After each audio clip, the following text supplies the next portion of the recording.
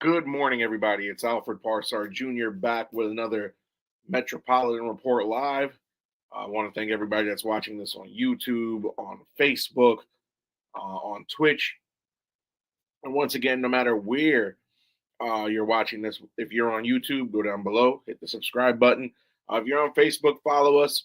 And if you're on Twitch, give us a follow. I greatly appreciate all of you. Um, I'm not a happy Mets fan. I'm surprised I have on a Mets shirt and a Mets hat doing this live, but it was an interesting week at the MLB winter meetings. And MLB winter meetings wrapped up just yesterday. Several teams made some moves. The Phillies re-signed Kyle Schwarber, so that's one free agent off the table. The Athletics, in a surprising move, actually spent money. They went ahead and got Luke Weaver, the former Yankee bullpen arm. And then, of course, if you're a Met fan and you've been devastated all week, Edwin Diaz leaves, goes to the Dodgers. We talked about that on our previous episode earlier this week. No need to beat that dead horse. And then, as I predicted on this show back on Tuesday morning, 11:39 a.m., that Pete Alonso was going to go with the Orioles, and I was correct. And yeah, the Mets haven't made any moves. It's been very disheartening. David Stearns, Steve Cohen, very, very, very disheartening. It doesn't feel good to be a Mets fan right now. I can guarantee you that. Um, you know, I hate to say this, but Steve Cohen, he's a fraud. He bought this team in 2021 from the Wilpons, and Steve Cohen said, and I quote, that he will build a roster that could bring this organization and bring Queens a championship within 5 years. We're about to go into the 2026 season, and 2026, that's 5 years. And barring some disaster, or I wouldn't even say disaster, barring some miracle, the way that this roster construction is looking, I don't see it. The way David Stearns is cheap on money, I don't see it. Um, Here's the crazy thing, right? David Stearns said he didn't want to run it back with the same group of guys. He's basically taken a wrecking ball to the core of this team, trades away Brandon Nimmo, lets Pete Alonso walk in free agency. Pete Alonso. And I'm not going to go through it again on this show because on the last episode, we went on a deep dive of why the Mets should bring back Alonso. And, Alonso was the gut punch. As anybody who's familiar with this program knows that Pete Alonso is a friend of the show, knows that he's such a class act. He did the intro for this program for years. And it's just tough because Pete Alonso, 126 RBIs last season. Where are you going to get that from? Where are you going to get 126 RBIs out of one player? That production is very hard to get out of one player. And say what you will. And I said this on Tuesday, but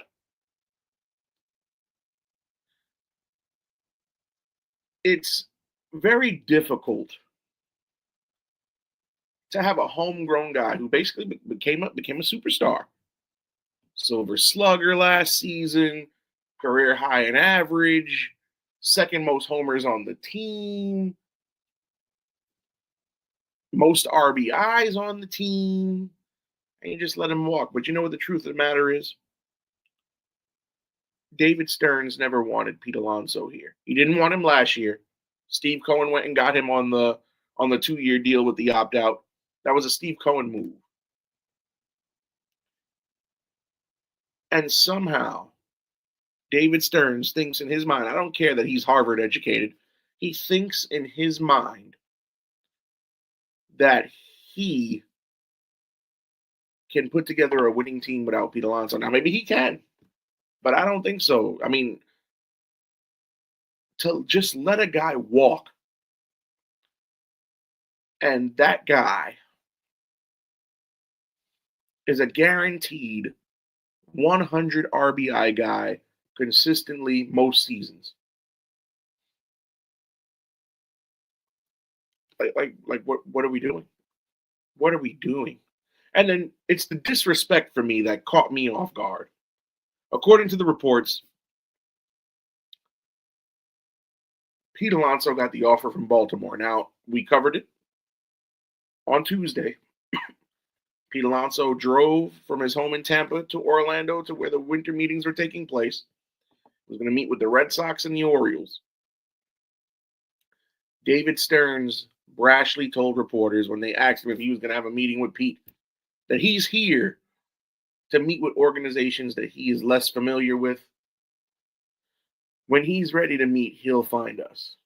Reportedly, Alonso got the offer from Baltimore, went to Stearns and told him what they offered him. And you know what David Stearns' reply was? Good luck. Good luck. Good luck. So this is how we treat homegrown superstars. He didn't, and you could tell he didn't want Pete back on this team, because if he wanted Pete on the team, he would have sat down with him. He would have at least spoke to him, if not tried to negotiate. But he didn't even make an offer. It's the disrespect for me. And you know what? I'm going to go one further. Steve Cohen, when he bought this team, claimed that he was a lifelong Mets fan. His whole life, he's been a Mets fan. But when a fan buys a team, especially a fan with unlimited resources, the most money out of any owner in North American sports, no fan would do this to their team. There are plenty of Met fans, I'm sure, that play franchise mode in MLB The Show year after year after year. I'm one of them. And no fan of a team is going to sit there in the offseason, sit there in the winter meetings, and let their superstar closer and their superstar first baseman walk without even trying to get them back. Say what you will about the Diaz situation where the Mets offered 3 for $66. Stearns knew that wasn't going to cut it. Half-hearted attempt to keep Diaz. No fan would sabotage their team like this. And not only is Steve Cohen not a fan of the New York Mets, Steve Cohen, I am convinced, does not care about the Met fans. He issued an apology on X, formerly known as Twitter. And in his tweet, apologized for the lack of progress in the offseason. But to me, that apology is not good enough.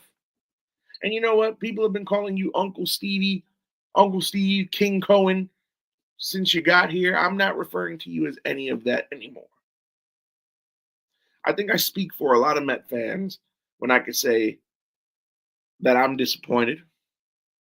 I'm angry. You guys could go back to Tuesday's episode and watch me yell. My voice is still hurting from that, even though it's Saturday morning now.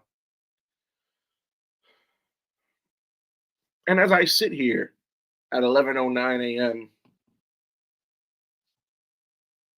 it just hurts.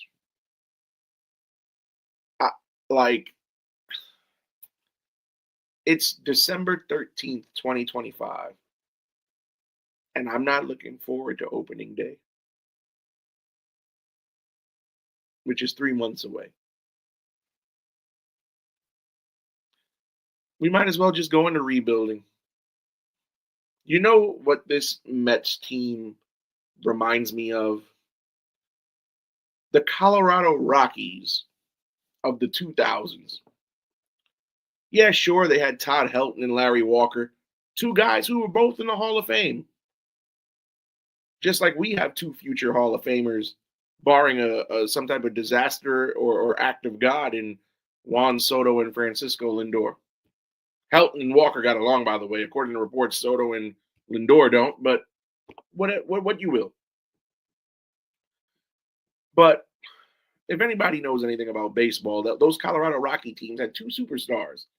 Superstar outfielder in Walker, superstar first baseman in Helton. But what they put around those two guys, the reason Larry Walker left to go to the Cardinals. Once he became a free agent, he was tired of the mediocrity. Every year after year, no matter what the Rockies did in free agency, they just surrounded their two superstars, two future Hall of Famers back then in those days.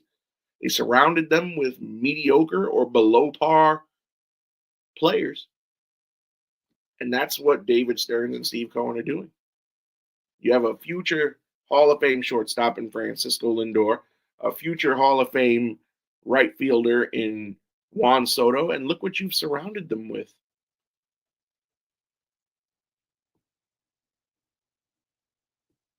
Talent I don't even want to use the word talent. Players that are not good. Players that were let go for next to nothing or traded for minimal cash by their old teams. Like,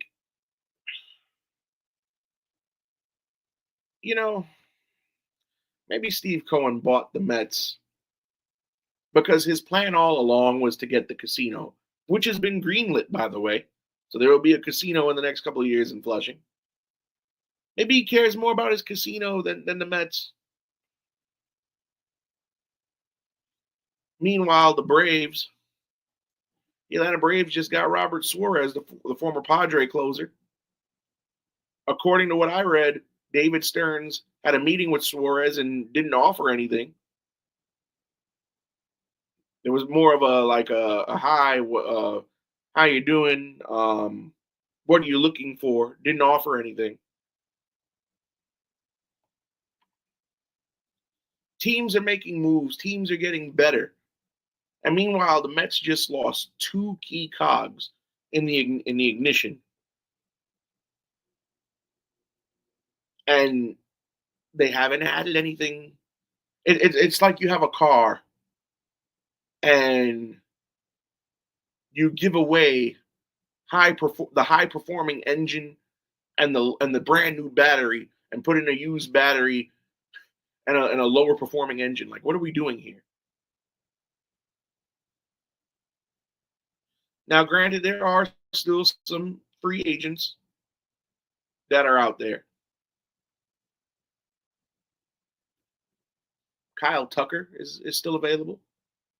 Cody Bellinger still available. But would they really want to come here after seeing this? Pete Alonso, homegrown guy, disrespected and shown the door. They played cute with Edwin Diaz, and he gave them the finger and went to Chavez Ravine. And by the looks of it, he'll at least get one ring in the course of that 3-year contract he signed. Look at the other teams in the division. The Phillies got their guy Kyle Schwarber back. The Braves made two moves. They got Robert Suarez and they got Mike Yastrzemski. They bolstered their outfield. Mike Yastrzemski is a pretty good talent. Bloomed late, but he's solid. He was in that Giants lineup for years.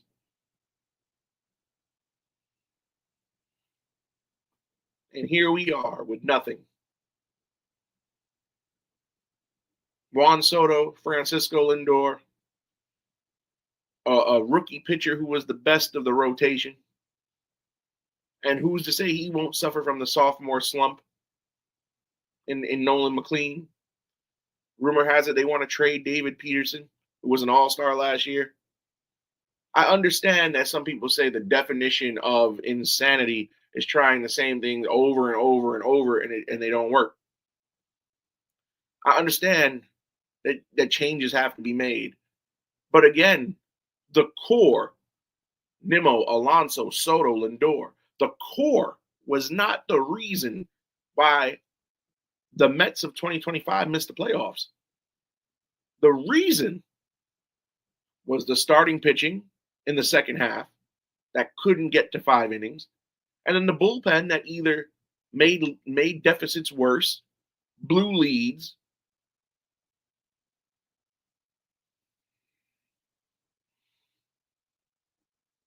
We still don't have a coaching staff. First base coach Anton Richardson and pitching coach Jeremy Hefner both were let go, and now they're over in Atlanta. They're going to be a Truist. Jeremy Hefner, for what it's worth, was an effective pitching coach. But of course, when you give him subpar pitchers to work with, even he can't turn them around. The beginning of the season, that pitching lab was wonderful. 2024, pitching lab was wonderful. 22, pitching lab was wonderful.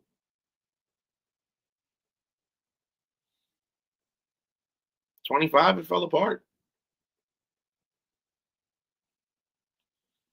And now look at Jeremy Hefner with his pitching lab is going to go over to Atlanta. And he's probably going to get Spencer Strider back on track. He's got Chris Sale at his disposal, who had a good year last year, all things considered. We still don't know who the Mets hitting coach is going to be. Don't know who the first base coach is going to be. Don't know who the pitching coach is going to be. Does it even really matter at this point? While Pete Alonso is going to hit dingers in Camden Yards for the next 5 years, will the Mets even make the playoffs one time? I'd be very surprised. Juan Soto has an opt-out after year 5. I can only imagine how he's feeling. He's probably sitting somewhere in the Dominican Republic,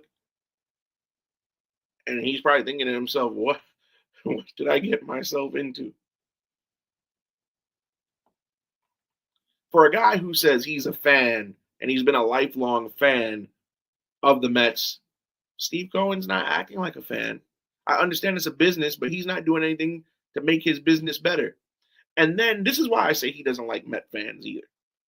For those of you who don't know, New York Mets ticket prices have increased by 4% for this upcoming season. Now, your general manager, who is one of the cheapest I've ever seen,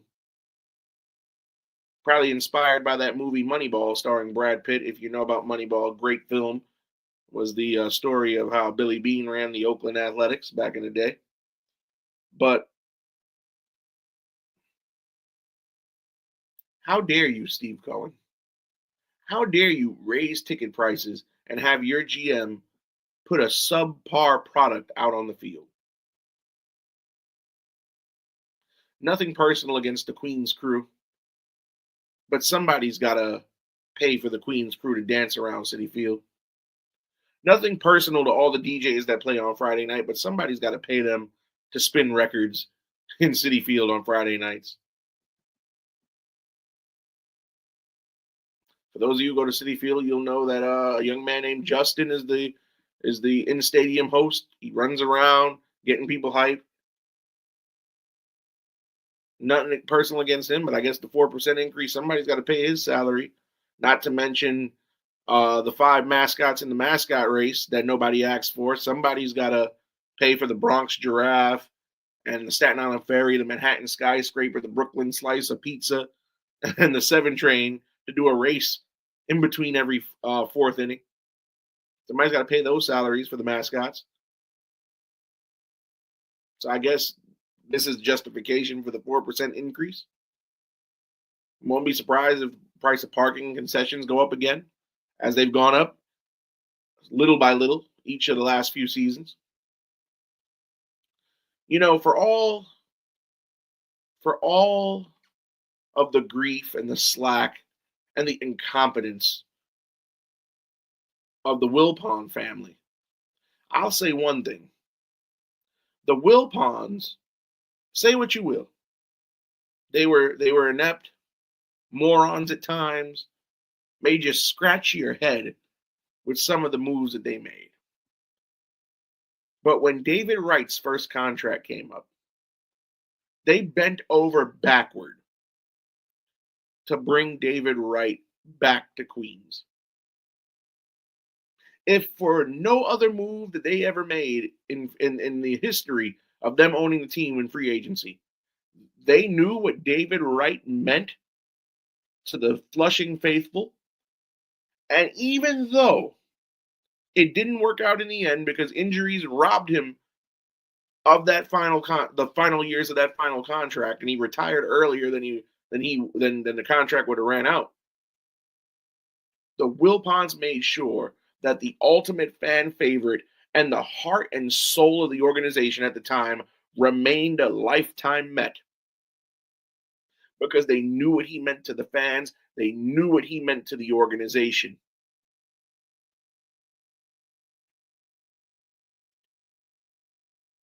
David Stearns and Steve Cohen, they don't care about the fans. Because they knew what Pete Alonso meant to this organization. All right, maybe not Edwin Diaz, because Edwin Diaz wasn't homegrown. He didn't start here. But Pete Alonso was drafted by this organization.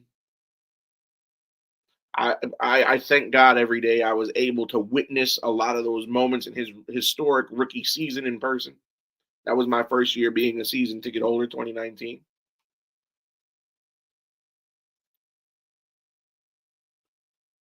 And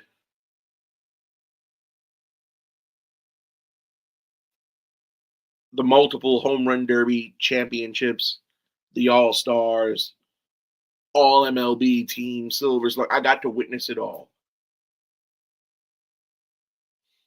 And so many others got to witness it all. Whether in person at City or on television or listening on the radio. We loved Pete Alonso. And David Stearns and Steve Cohen knew this.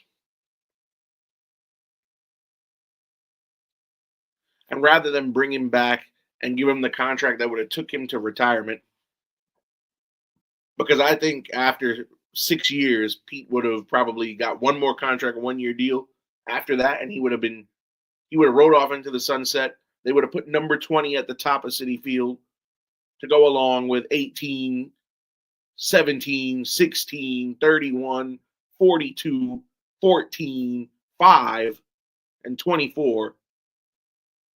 If you know who wore those numbers, then you know. But it's not going to happen now. I'm pretty sure. And you know what's more telling? In Pete Alonso's introductory press conference, Scott Boras spoke, Pete Alonso's agent. And he said something very key, and I felt that when he said it. So acknowledged and appreciated. Scott Boras is no dummy. He had to negotiate with Steve Cohen and Stearns last season. Didn't even get to do it this season because the Mets did not appreciate.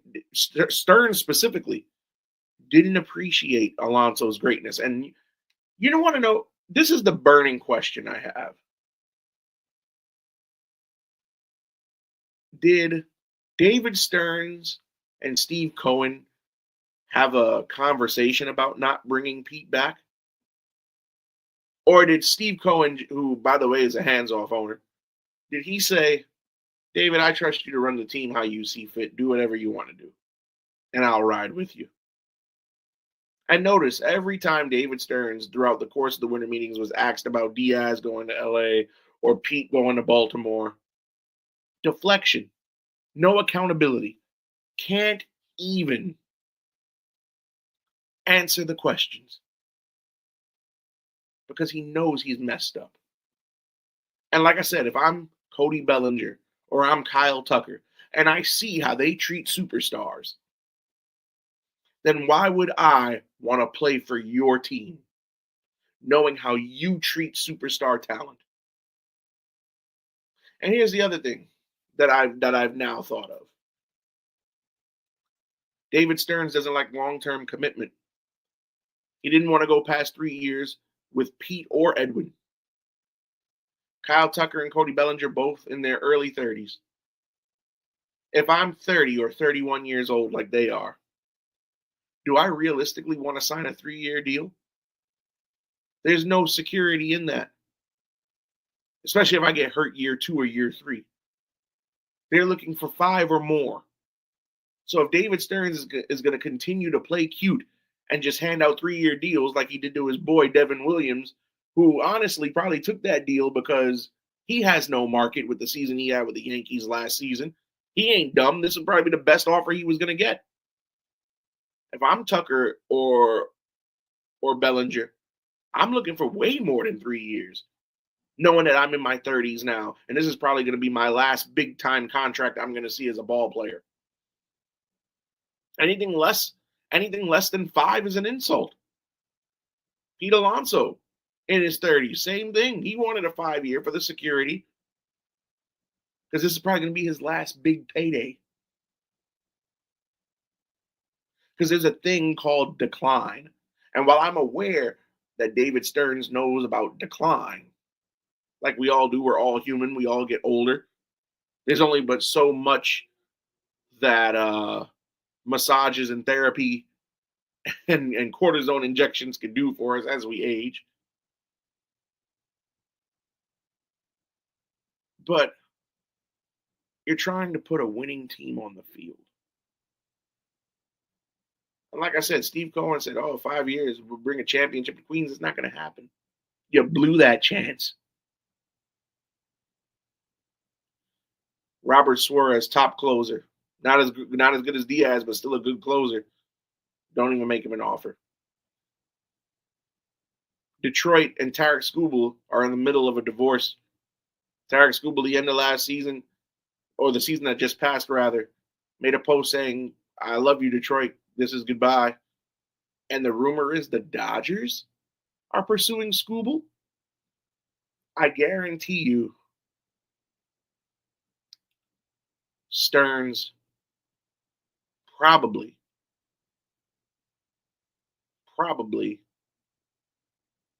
not even going to put a package together and offer it to Detroit. He won't.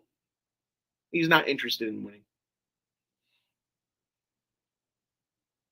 Cohen doesn't care. He's got his casino. He's good. Now, granted, I know spring training doesn't start till the end of February. I get that. Plenty of time to make some off-season moves. Steve Cohen put out a statement saying that there's plenty of time in free agency left to put a playoff caliber baseball team on the field. But I don't believe in him. As long as he's got Stearns as his GM, and Stearns, again, I give him credit. He is a great developer of a minor league farm system. But that's not going to win you games. It's not going to get you to the playoffs. Not going to get you championships. And I already see where this is going. They're gonna want to bring up Ryan Clifford to play first. Carson Benj they want as their center fielder. Those guys will probably be in camp competing for spots.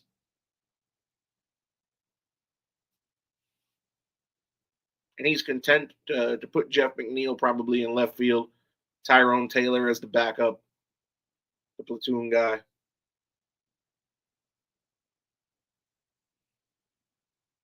That's probably what the plan is. Again, if I'm some big name free agent like Kyle Tucker or Cody Bellinger, why would I want to go to the Mets? So I could get shown the door and not re-sign in 3 years. And then when some other team offers me a deal, my GM that I played for the last 3 years and the owner are going to tell me good luck and not even make an offer. Players pay attention to these things. And let's not forget, Kyle Tucker and Pete Alonso, childhood friends, college teammates. You don't think he's talked to Pete?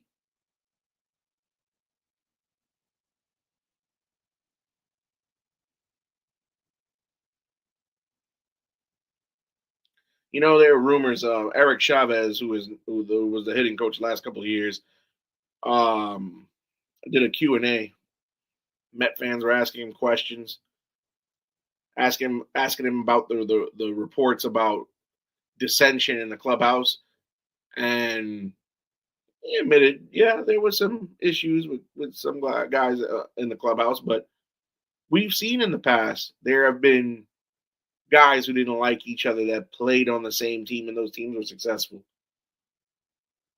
The Cincinnati Reds in 1990, manager Lou Piniella and the closer Rob Dibble got into a fist fight in the clubhouse and went on to win the World Series.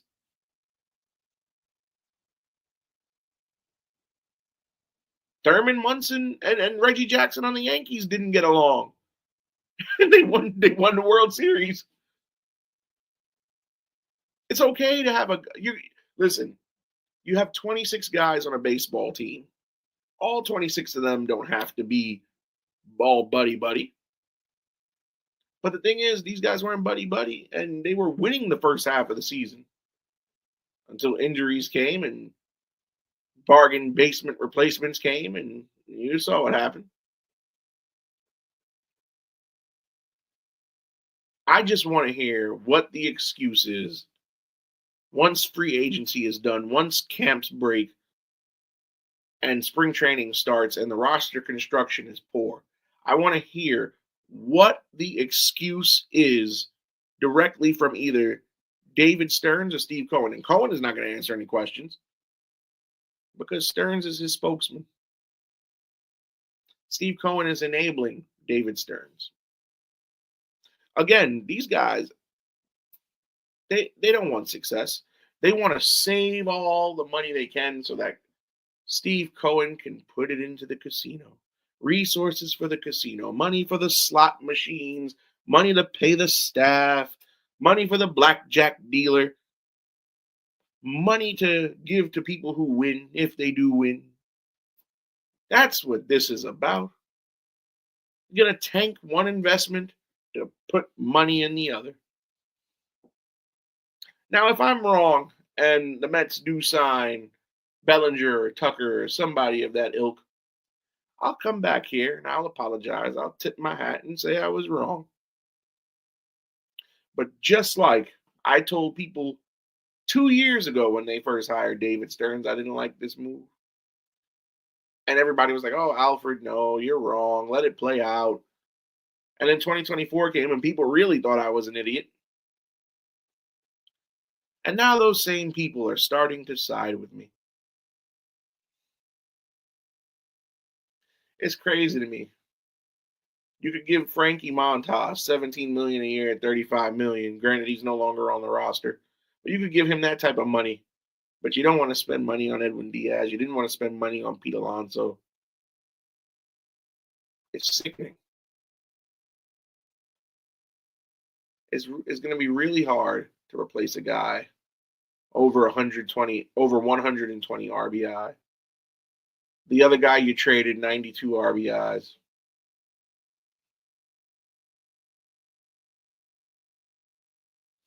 You better get a slugger for Juan Soto to hit in front of. Juan Soto will do what he does best in 26, what he did in 25, draw walks. But there's not going to be anybody behind him to drive him in with any thump, no. I'm convinced that this front office doesn't care about putting a winning product on the field. I'm convinced that this front office,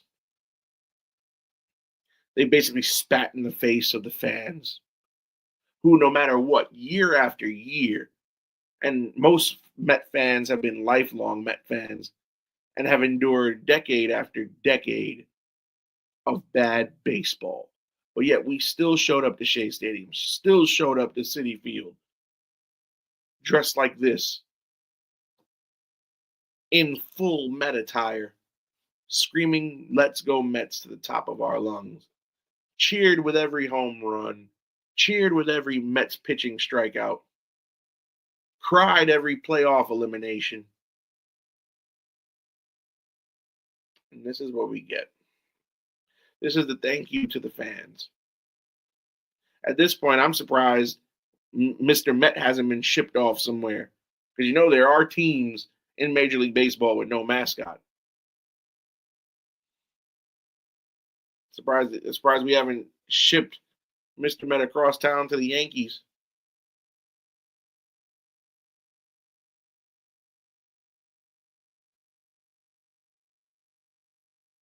Or haven't sent him to Anaheim to be the Angels' new mascot. Because Cohen and Stearns don't care about you. They don't care about me. All 40,000 seats in Citi Field. They don't care about the people that sit in them. But then they want to raise ticket prices 4%. They want you to pay for parking. They want you to buy the hot dogs and the pretzels and the chicken tender baskets. But in the end, they don't care about us as a fan base. They want us to open our wallets, of course. They want us to buy tickets. But when this team is 35 games under 500 by July,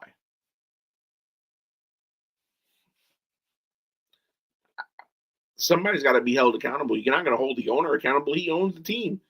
And he can own the team until the day he dies. Who knows? David Stearns might be the new Brian Cashman and be the longest tenured GM in MLB once Cashman is gone. Who knows? Because, that Stearns is Cohen's boy. I don't know how he got hired for the job or what false promises or lies he told him. But the hiring of David Stearns really sunk this organization.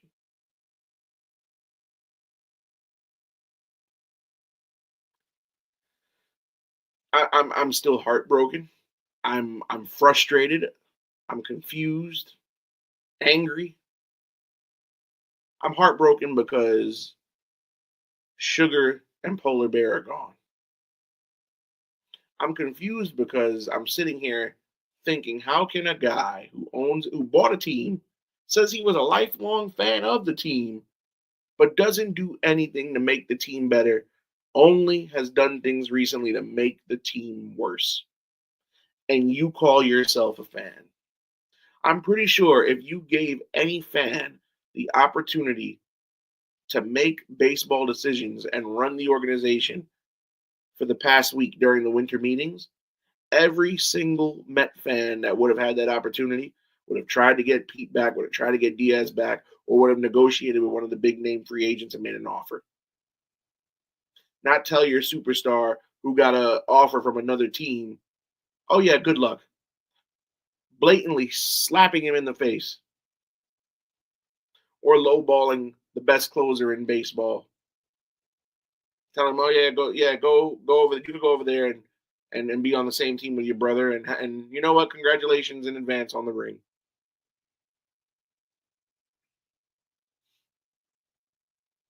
If you were a fan of a team, you wouldn't operate like that. And for Steve Cohen to say he's a Mets fan, I call BS. I call him a liar. And if he indeed is a Mets fan, I call him an idiot and a moron.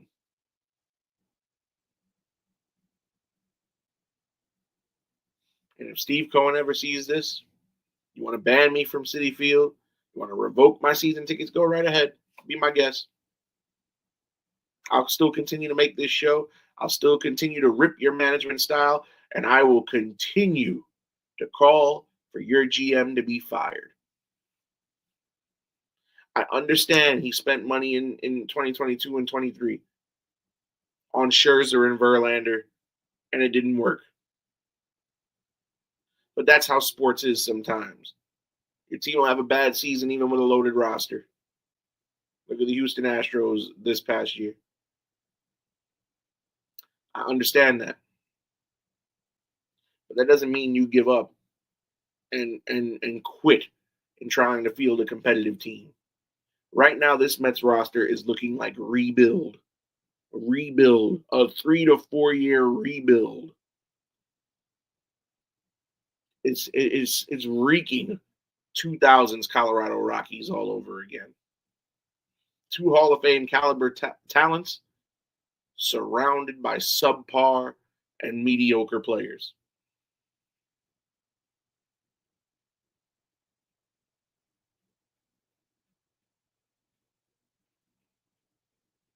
Some people are saying that they're going to wait to see how the rest of free agency plays out.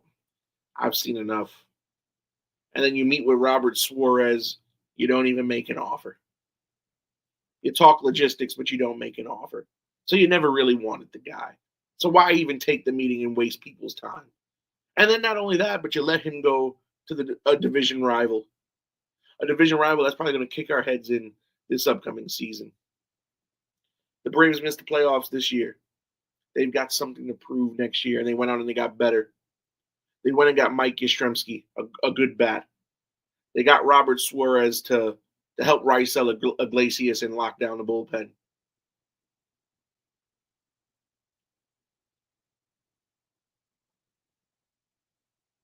Yeah, there is still enough time, Mr. Cohen, to put a playoff caliber roster on the field.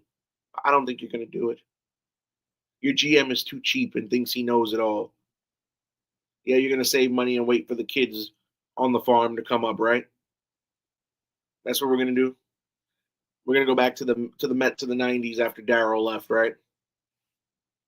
Couldn't win till the end of the decade. That's what we're going to do, right? Well, that's the way it seems. But for you to call yourself a Met fan, I'm not buying that anymore. I've seen enough.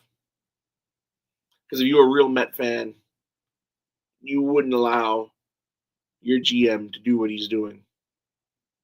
You might as well take a wrecking ball to Citi Field and just knock the place down and not even play a season anymore. Let's contract the Mets, huh? Tell Rob Manfred you don't want a team anymore. Take the team away. You've already gutted it. What are you gonna do next? Trade Lindor? I'm gonna be surprised at that point if that happens. For those of you watching, comment below. I'd like to know what you guys think. Am I wrong? Am I going overboard in how I feel? Am I too emotional? I can't yell anymore. I'm all yelled out. I did enough yelling on Tuesday. I have no more fight left in me. So that's why I'm just talking to the camera straight like this.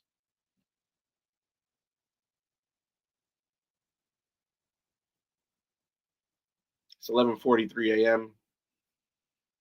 on December 13th, 2025 as I'm talking to you guys, and I can honestly say I'm not looking forward to 2026. I don't think it'll be a fluke year and lightning in a bottle like it was in 24. That was a unique season, but it was a fluke, whether we want to believe it or not. And I don't know. I'm this Mets team, this Mets organization has me tired. I'll even go on to say this before I wrap it up. Over the years, and I've been a Met fan since 1995, but over the years, the Mets have hurt me more emotionally than any other entity in life. I've been heartbroken by the Mets more than I have been by women in my life. And that's saying something because I'm in my 30s. But the grief just never stops. And like I said, say what you want about the Wilpons, but when it came time to bring David Wright back, they did right by the fan favorite and the superstar on the team. Yeah, they surrounded him at times with less than stellar players, but they got the guy that the fans loved back in. The Wilpons, if they were in charge still to this day, that Pete would still be a Met, and he'd have been a lifelong Met. But that's another Metropolitan Report, folks. I've had it. I'm tired with this ball club. I know, again, end of February is when spring training starts. We'll see what the Mets do between now and then. But to be honest with you, I'm not very confident. And then yeah, there are rumors floating around. I've heard so many rumors. Paul Goldschmidt, Wilson Contreras, the Cardinals. But those are not the answers. And if I were to get either of them to replace Pete Alonso, it's still a loss. Don't forget to subscribe on YouTube, follow on Facebook, follow on Twitch. Again, my name is Alfred Parsar Jr. Let me know in the comments how you guys feel. And we'll be bringing you more content throughout the off season. But until then, I wish everybody peace, love, happy holidays, and I'll be talking to you guys again real soon.